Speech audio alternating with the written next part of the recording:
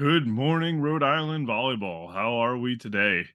Coach Reslow here from Resv Systems. Figured I'd send out a video real quick for you. A couple tips. I've seen a couple games now, some good stuff happening.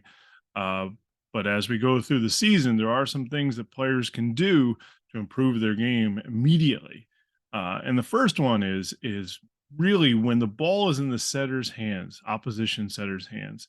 Are we low and ready to go? Is our athletic stance or athletic readiness at the right level for us to get the job done?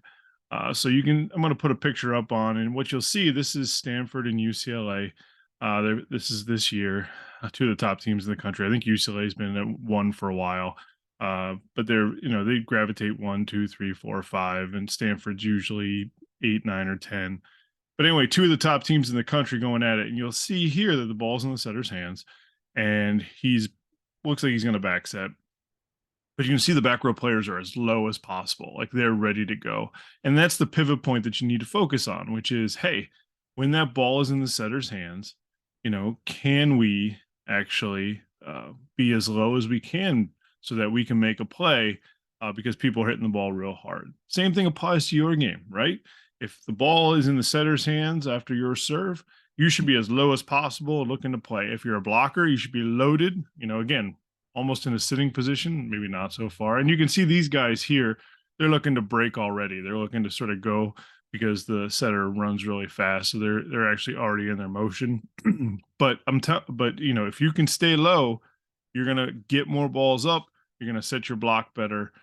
So that's the number one key. Second key is getting a big approach. It's the most important thing possible.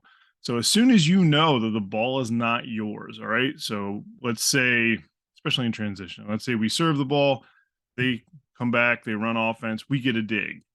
As soon as you know that you're not a part of that digging situation, you got to get your approach. You got to go work as hard as you can. One of the things I talk about often with my team and teams that I've worked with in the past is, hey, as soon as you know, you got to go and you got to turn and run and get the biggest approach possible.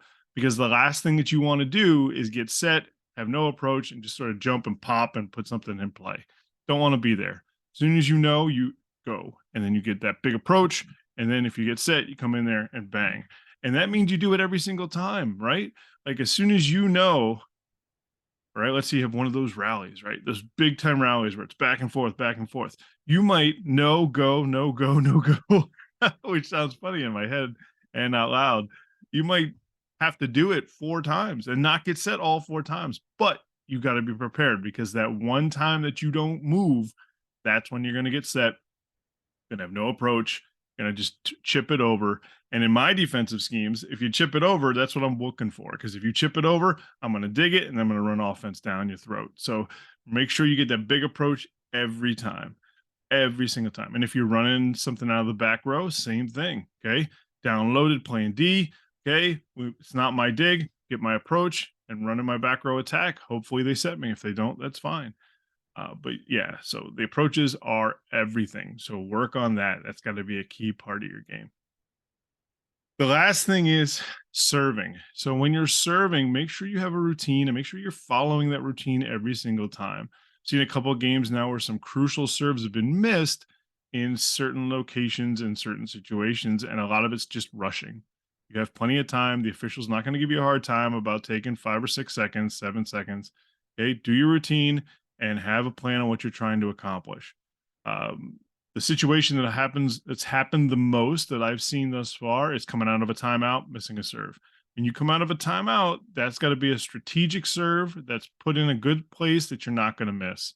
Now, granted, if your coach has you doing something else, you follow your coach's plan. But from my perspective, and certainly something that I like to see at the college level as well at the high school level, you come out of that, timeout, do your routine, put it in a good spot, make the other team uncomfortable, but it's got to be an in serve because if they've called a timeout, we have the ball. That means that they were uncomfortable. Something went wrong for them and they're trying to figure it out. We don't want to let them off the hook by giving them a free point by missing a serve there. So if tone it down, strategic and in a good spot serve, and then we execute and we put more pressure on them. So those are my tips of the day. Hope you guys are having a great time and in the season already. It looks like there's a lot of good volleyball being played, and I'm excited to see where it goes. If you like the video, subscribe, and yeah, man, stay well. And looking forward to the next time I see you.